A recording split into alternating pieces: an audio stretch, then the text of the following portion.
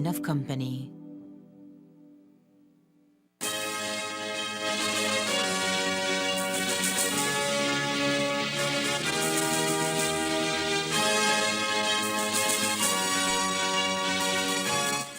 Tonight on CTV3 News, a near $40,000 fine for a fisherman from Sartoneja who was caught with illegal conch.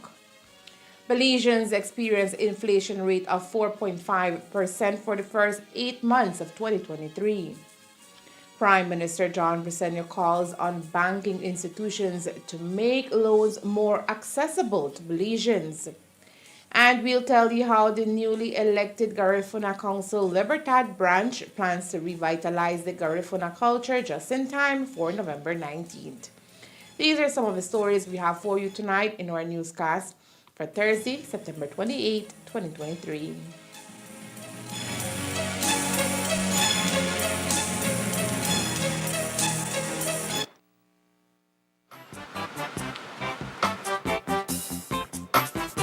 That'll be $50. Thank you. Wait, hey, this 50 is a fake. How do you know it's a fake? What are you talking about, sir? How can I identify a genuine note from a fake note? Well, a genuine 50 has a watermark with the jaguar and the written words of the 50, also a thread. Know your money and know a fake one when you see it. Do not rely on any one security feature. Look for the clarity and quality of printing. The printed lines and colors should be sharp and clear. Feel the quality of the paper and the raised print. Hold the note up to the light to see the windowed security thread. It should form one complete line when held up to the light. The watermark and denominational electrotype. The Jaguar is the watermark in the $100 and $50 notes. The Sleeping Giant is the watermark in the $20, $10, $5, and $2 notes. The see-through feature. The parts of the design printed on the back should fit exactly within the unprinted areas of the front to form the complete design. Check the $100 note for the toucan hologram with the periwinkle flower overprint. Tilt it to see the small images of the toucan and the numeral 100. Check the $50 note for the green foil angelfish. Check even closer. Use an ultraviolet light to see the fluorescent features. Use a magnifier to see the microlettering. Tiny letters that read Central Bank of Belize and the value of the note. Stop the circulation of counterfeit Belize currency notes. Pass all counterfeits to the police at once. It is a criminal offense to hold or use a counterfeit. Be safe, be sure, know your money.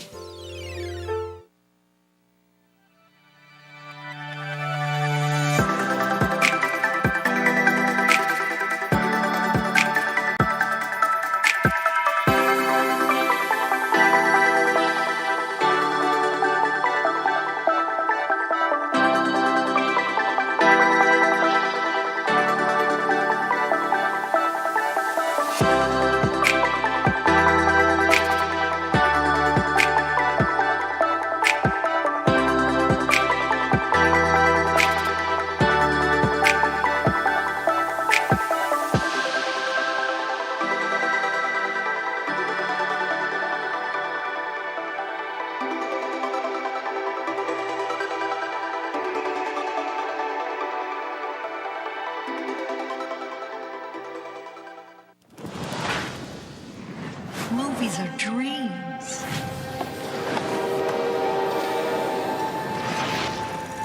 That you never forget. The lights change how everything looks. It's hard to find our house. Ours is the dark house with no lights. In this family, it's the scientists versus the artists. What kind of movie are we gonna make?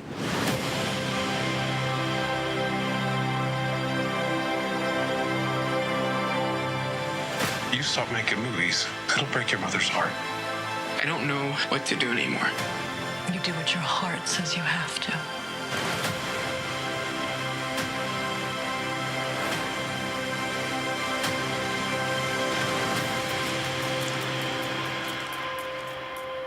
was your favorite part?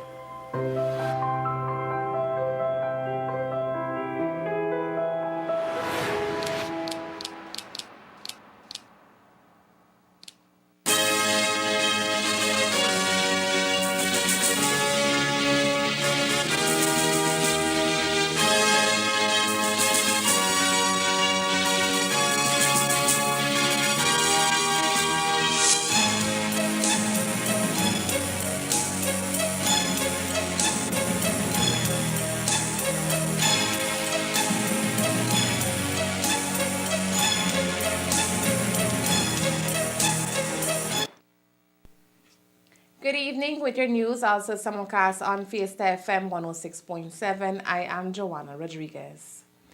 A fisherman from Sartoneja has been slapped with nearly $40,000 in fines after a bust by the Fisheries Department at National Fishermen Cooperative Pier on Tuesday night. After 7 p.m. on Tuesday, a team of fisheries officers were on duty in Belize City when a sailboat named the Princella entered the cooperative compound. Fisheries officers conducted a search on the vessel and found a total of 198 illegal and out-of-season conch. 7 fishermen were on board the vessel at the time and were arrested and jointly brought to court, but at the end, only 2 of them pled guilty to the charge levied. The men are 30-year-old Juan Ezekiel Cruz, Steve Douglas Young, 28, Jamie Wilbert Jones, 18, Oscar Ariel Miss, 44, Naim Hilario Quintanilla, 58, Naim Nair Quintanilla, 35, domestic Eleazardo Flores, 66, who were jointly charged with possession of out-of-season conch. After being read the charge, Miss pleaded guilty for possession of 192 of the 198 conch found, while the others pleaded not guilty. After all fines were tallied, Miss is indebted into the court in the sum of a whopping $37,615. Cruz pleaded guilty to possession of 6 of the conch and was fined $805. Miss has only next year to pay his fines, that is. Charges against the other men were dropped. Earlier this week, the Statistical Institute of Belize held its quarterly press conference looking primarily at the second quarter of 2023. The presentation centered on the gross domestic product estimates of the second quarter, as well as the consumer price index and the external trade data from January to August of 2023. The SIB first took a look at the GDP for 2022, which saw an estimate of $5.016 billion, which was an increase of 7% when compared to 2021. The goods and services produced during the year 2022, we have an estimate of $5.016 billion. This is an increase of $402.9 million, or 8.7%, when compared to the year of 2021. Looking at the annual into the 3 sectors, we observed that primary had a slight decrease of 0.8%. We observe decreases both in agriculture and in mining. At secondary, we had another decrease of 1.9%, where for the secondary, manufacturing saw an increase, but the other industries in secondary saw a decrease. And then lastly, for tertiary, we're looking at a 9.8% increase, and this was driven by increases in wholesale trade, accommodation and restaurant industry, and transportation, followed by the admin and support services, government services, and recreational services. Taking a look at the gross domestic product for the second quarter of 2023, the SIB is reporting that the economy grew by 2.6%. April to June of 2023, we observe a 2.6% increase during the second quarter, which is an increase of $33.8 million, bringing the total for the quarter at $1.31 billion. Overall, quarter 2 2023 saw an increase of 2.6%, with primary observing a 16.7% decrease, secondary a 3.2% decrease, and then tertiary with the 8.9% increase. Looking at the consumer price index for the first 8 months of 2023, Belizeans are experiencing an inflation rate of 4.5%, with all major categories experiencing an increase during the period. During their presentation today, the SIB confirmed that while there have been some decreases this year, prices remain relatively higher for 2023 than 2022, particularly in areas of food and fuel. Looking at the major categories affecting the cumulative inflation rate of 4.5%, first we have the food and non-alcoholic beverages, with prices increasing by 13.2%. Now I must mention that this category was the main category contributing to the overall cumulative inflation rate. It was followed by restaurant and accommodational services, with prices increasing by 11.3%. Then we had recreation, sports, and culture, with prices increasing by 7.3%, followed by the furnishing, household equipment, and routine household maintenance, with prices increasing by 4.8%. Then we had personal care, social protection, and miscellaneous goods and services, with prices increasing by 3%. And lastly, we had the health category, with prices increasing by 3.7%. Now, on the other hand, transport category had a decrease of 1.3%, and the housing, water, electricity, gas, and other fuel went down by 0.8%. Shifting to Belize's external trade, imports for the period January to August 2023 increased by 1.2% or $21 million. Increased imports of pine lumber and also alcoholic drinks were the main drivers of this increase. For the period January to August 2023, Belize's imports were valued at almost $1.8 billion. This represented a marginal increase of 1.2% or $21.9 million when compared to that same period last year. This slight growth in total imports, which resulted from increasing categories being counterbalanced by decreasing ones, does not take away from the fact that most commodity categories experienced noteworthy changes during the period. The machinery and transport equipment category grew by $28.7 million to $387.7 million.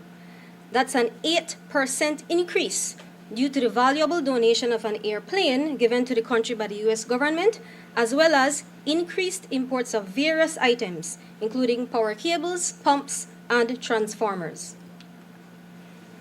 The other manufacturers category went up by 15%, or $17.6 million to $137.4 million, due to bigger imports of plastic bottles, an assortment of printed materials, and food containers. Imports of orange concentrate, coupled with increased purchases of instant noodles and condensed milk, drove the food and live animals category up by 8%, or $14.8 million to $204.3 million. The crude materials category experienced the largest percentage increase, rising by almost a third, or $7.9 million to $32.7 million, as imports of treated pine lumber continued to be the source of increase in this category. Exports, on the other hand, saw a decrease of 9.5%. That decrease is due to several factors, including reduced exports in bananas, citrus, and marine products, as well as earnings from molasses exports, red kidney beans, and animal feed. Domestic exports for the period January to August 2023 amounted to $311.4 million. This represented a decrease of 9.5%, or $32.6 million when compared to that same period last year. It is known that Belize's domestic exports have been on a downward trend since 2011, reaching an extreme low in 2020, What deserves a bit of attention, however, are the rebound years, that of 2021 and 2022. Sugar was no doubt the main driver of that increase in 2021, but 2021 also marked the year of sizable increases of animal feed exports. In fact, earnings from animal feed exports grew by 76% that year, and in 2023, that rose to 120%, equating to an increase of $18.4 million for that product. Thus, animal feed was pivotal in the positive shift of our exports within the last couple of years. The latest data released by the Statistical Institute of Belize shows that the GDP growth for the second quarter in 2023 was 2.6%. This has been categorized as the lowest GDP growth since 2018. With major economic growth for several quarters, the question posed to Prime Minister John Briseno earlier this week is whether the economic boost since then the PUP took office has begun to slow down. Here is what the PM had to say about that. It will be difficult for us to be able to keep 15% and 12% growth. This was forecasted that it was going to slow down.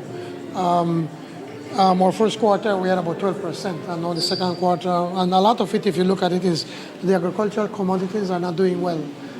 Citrus is at its lowest, and as it is right now, the government, the Ministry of Agriculture, they're working with the CPBL and the Citrus Growers Association, trying to come up with a plan to be able to revive that. Shrimp is finally starting to come out of its doldrums of the challenges of the early mortality syndrome. Bananas, also Sitatoga disease that has been affecting them for the past year or so. Again, it's starting to go up. So we were expecting some of this. But as a government now, I'm just planning a meeting on Friday with just a small group to see what are things we need to do to be able to continue to have growth. Our target is to have a minimum of 5% growth of GDP per year.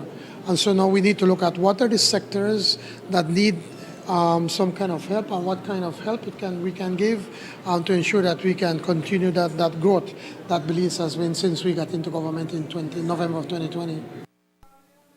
In its last report to Belizeans earlier this year, the central bank raised the concern that there is excess liquidity in Belize's financial system. The central bank noted that most of the excess liquidity was focused in one local bank. To stabilize this hiccup in the country's monetary system, the central bank encouraged more lending from financial institutions with excess liquidity. With Belizeans seeking to boost their economic status either through business or even building a house of their own, Prime Minister Briseno echoed the call for financial institutions to increase their lending to Belizeans. I do believe so. I do believe in particularly Belize Bank, who has merged Scotiabank with their operations. They are the ones that have the most liquidity. But they set their policies. I wish that they would be a bit more, would be able to loosen up a little bit more, to make funding more available or quicker to our citizens, because there's a lot of need. A lot of people want to invest. A lot of people want to own their homes. But we need to find ways how we can do that. The DFC has been helping with that, and we have been changing the cash liquidity ratio of the banks and allowing that a certain portion can be used, say, for certain areas of the economy, say like housing and certain investments. With the September celebrations coming to an end, Belizeans are already looking forward to the next grand event of the year. If your guess is the Garifuna Settlement Day that is celebrated on November 19th each year, then you are right.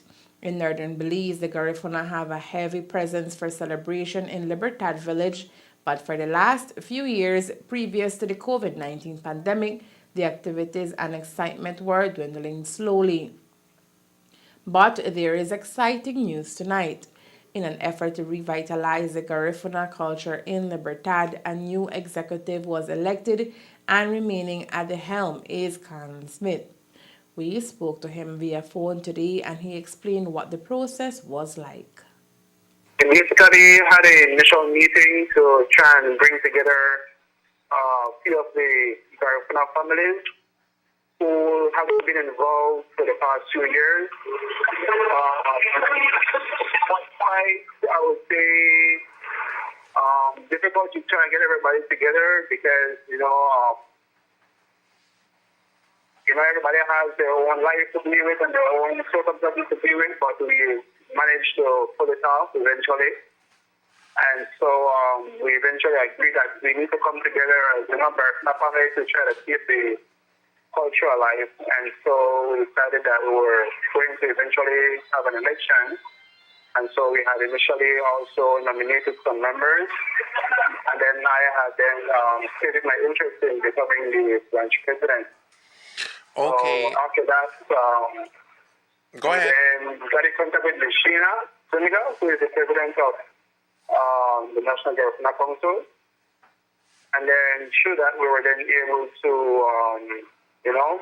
bring her in so we could have an official election.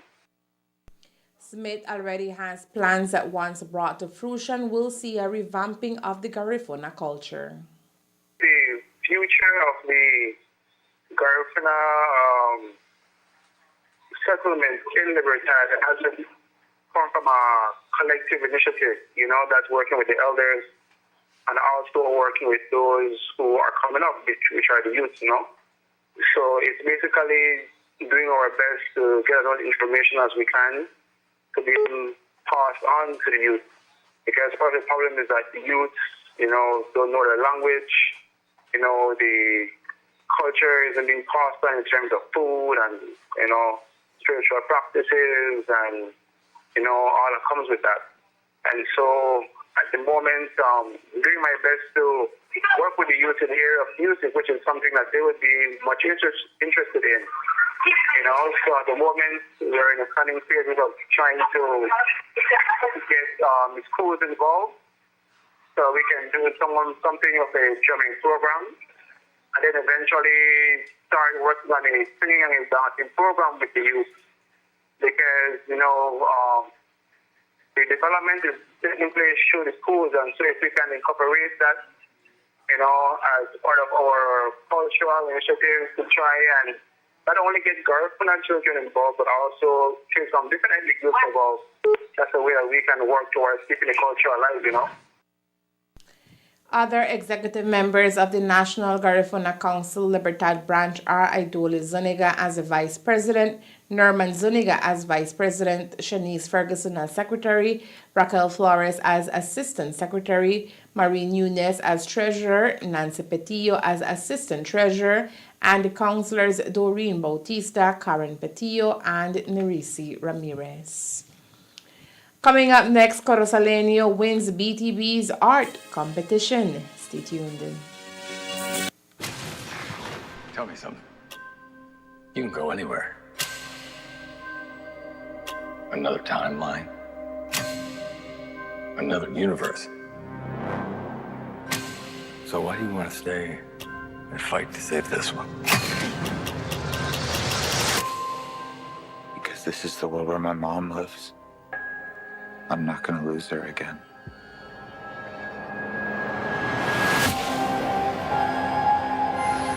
Time has a pattern that it can't help reliving. Different people, different worlds, drawn to each other like magnets.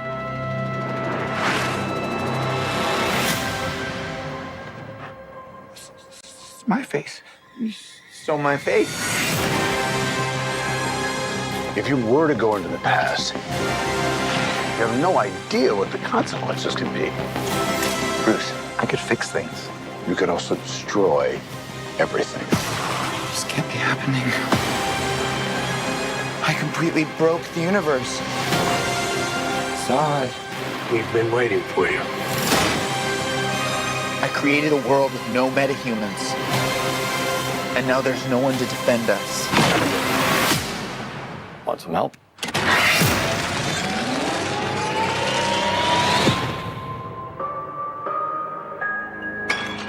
Oh. You are? Yeah. I'm Batman.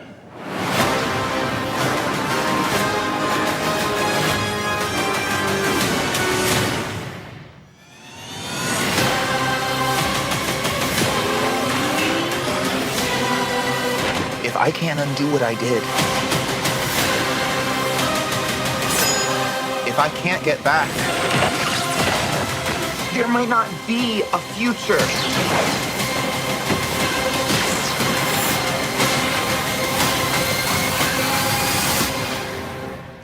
What's the play? Batman, what do we do? We try not to die.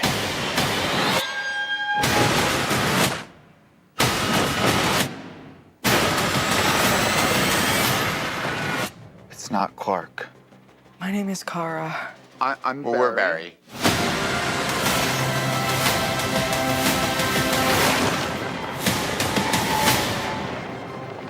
Barry, what are you doing? Our kids are gonna want to see this.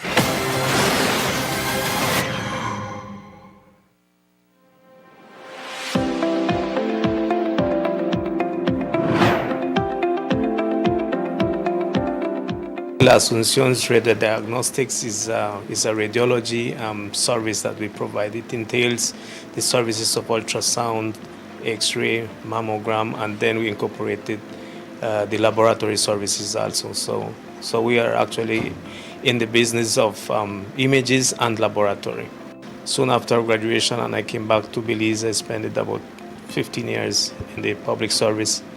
And that was one of my dreams, to have my own clinic where I can provide and help people. And now NHI that is on board, I mean, that just facilitated everything and speeded up everything that I intended to do in my whole career, to be open and to be accessible to all walks of life people. All right.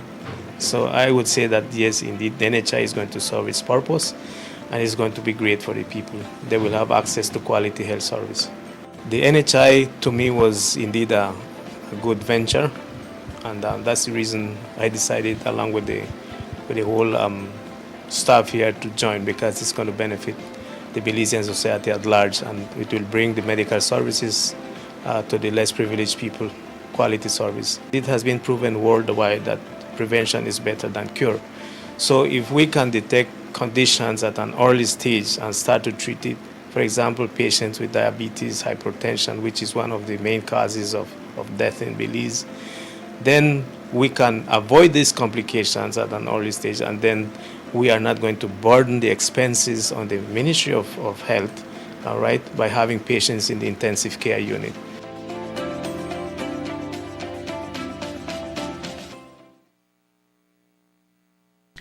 Yesterday, we brought you the story of Axel Rodriguez, a 22-year-old teacher who is tonight admitted at the Hospital General de Chetumal. Axel is diagnosed with autoimmune hemolytic anemia, an illness which was detected last year.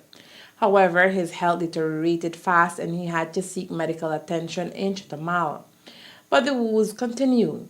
Axel contracted a respiratory infection while at the hospital and is also dealing with a kidney problem due to being admitted with a low blood count. But if that could not be enough, today we learned that Axel may lose his left foot. Zaida Rodriguez is Axel's sister. She gave us an update on his health. Ayer nos dieron la noticia de que Axel lo van a trasladar a México debido a que en el hospital en Chetumal le quieren amputar el pie, debido a un medicamento que se le suministró y eso le afectó el pie, su sangre no fluía hasta su pie. Entonces en el hospital general ellos quieren amputarle el pie, pero a la misma vez hay otros médicos que no están de acuerdo con la decisión que otros médicos han tomado. So hay un back and forth entre ellos. Entonces, uno de los médicos le sugirió a mi familia que es necesario trasladarlo a México para una segunda opinión con otro cirujano. Gracias a Dios, Axel ayer, en los estudios que le hicieron, tiene un 80% de mejoramiento. Así que entonces ellos indican que él está preparado para ese viaje. Lo llevarían pues en ambulancia aérea o porque querían hacerlo en terrestre, pero están tratando de que sea aérea para que él llegue más rápido, para tratar de salvarle el pie, porque hay médicos que no están de acuerdo en amputarle el pie. Axel no ha hablado debido a que tiene el tubo todavía, pero la doctora recomendó no decirle porque psicológicamente le puede hacer daño. Ajá, Bot ya abrió sus ojos. Él ya abrió sus ojos, ya puede ver quién entra, quién no. Bot no se le ha comentado nada sobre su pie. ¿Cuándo tendrían una respuesta sobre qué se va a hacer con esta situación? Más tardar el lunes, porque ya se están arreglando todos los papeles para que Axel y uno de mis hermanos mayores puedan viajar a México. Así que a más tardar el lunes que la doctora que está arreglando todo el proceso regrese de un congreso que va a tener en Cancún, entonces más tardar el lunes él estaría viajando. Y eso sería en la Ciudad de México. Sí, en el DF. De ayer a hoy eso fue todo lo que nos comentaron, sus plaquetas, todo está subiendo bien, ya lo están despertando, él ya abre sus ojos, lo están despertando, están pensando en desentubarlo ya porque el médico dijo también que no pueden tenerlo entubado mucho tiempo porque le haría daño. Entonces también ya están con la idea de desentubarlo al igual. Although Axel is taking therapy, he is not yet out of the woods. The young teacher still needs O positive blood. If you would like to donate, you're asked to contact Zaida Rodriguez immediately for arrangements to be made. Alex has an outstanding bill of $40,000 that needs clearance at the hospital in Chetumal. His family is having a tamale sale on Sunday to raise some needed funds. You can reach the family via telephone number 604-7787 for more information. You can also make deposits online to Javier Alfredo Rodriguez at Atlantic Bank number 211-443-366. 2 weeks ago on this newscast, we told you about an art competition that the Belize Tourism Board was executing to celebrate World Tourism Day, which was celebrated yesterday under the theme Tourism and Green Investments, embracing the beauty of Belize's pristine environment. And in commemoration of World Tourism Day, the winner of BTB Belize Tourism through Art Competition was announced. He is no other than Eduardo Alamia, better known by his artistic name Papo, who competed against 39 other participating artists from around the country. Today we spoke with him via Zoom to get to know more about what brought him into painting. Yo desde pequeño me he dedicado solo a pintar, pero en ese tiempo no podías hacer tu vida de pintura. Tuve que pescar, salir de pesca un tiempo, después de allí comencé a conseguir material, porque aquí era difícil de conseguir material. Pues así comencé consiguiendo material en Belice y dedicarme a eso, pero no podía entrar entero en ello porque no había turista, no había nada. Pues me dediqué a hacer rótulos, ¿saben?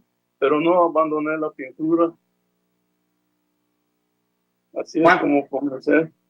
¿Cuánto tiempo usted tiene como pintor? Dedicados a la pintura como 40 años. ¿Y usted se puede recordar de su primer piece que pintó? Sí, playas y mayormente los botes que se subían acá enfrente del parque y eso. Mayormente eso es lo que pintaba yo. ¿Y qué es lo que le sometió a este ámbito, a esta esfera de como artista? Pues yo veía a mi abuela pintar desde chamaquito. Veía a mi abuela pintar y de ahí se me metió en mi cabeza que eso quiero hacer. Pero como no había facilidad, pues se me hizo difícil. Y tengo entendido que usted aprendió a pintar solito. Sí, porque ya como a los 11 años que murió mi abuela, pues yo solito trataba de hacer algo con ella. Though Papo creates amazing pieces of artwork, he is a man of little words. So his daughter explained his art piece to us that brought to life the sea and the sun.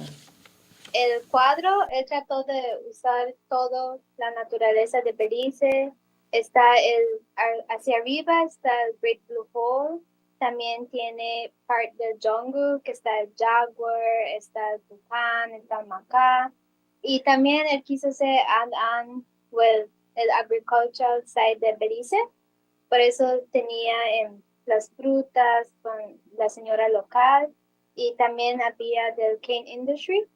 En el left side de abajo se ve un cañero cortando su caña.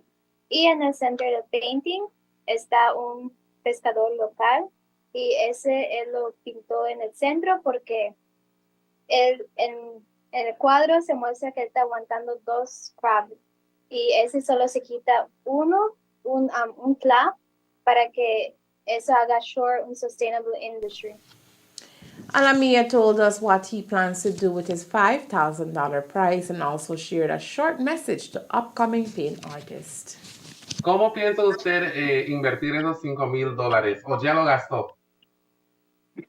No, todavía lo voy a invertir en mi estudio, seguimos más materiales, lo que necesito. ¿Y cómo se siente como el ganador? Bien, porque eso luché yo. ¿Pensó usted que iba a ganar? Pues, más o menos. Y cuando le dijeron que usted es el ganador, ¿qué fue sus emociones? ¿Qué fue lo que pensó? Pues solamente estaba nervioso. Nervioso, no sabía qué decir. Si se van a dedicar a eso, pues se dediquen con amor a la pintura, con dedicación, y poner todo lo que puedan, porque cada vez aprendemos más. Cada año es luchar, aprender más.